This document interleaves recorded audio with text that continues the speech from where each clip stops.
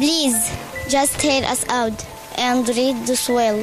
Get us out of this hell. The US strike is not a war, it's secure. It will save our souls that Assad has been killing every day.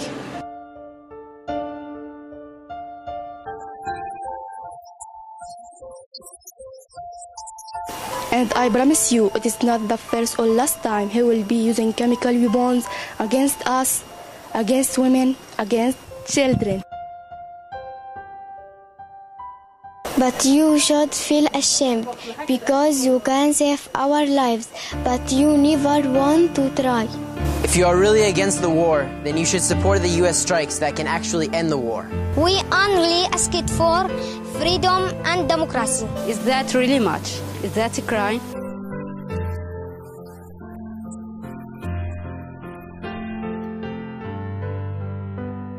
He shelled, bombed, and massacred one after another.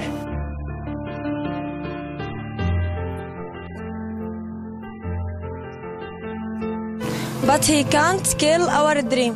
You have to say yes. Yes. Yes. Yes. Yes. Yes. Yes. You will be on the right side. Head Assad down, let Syria shine.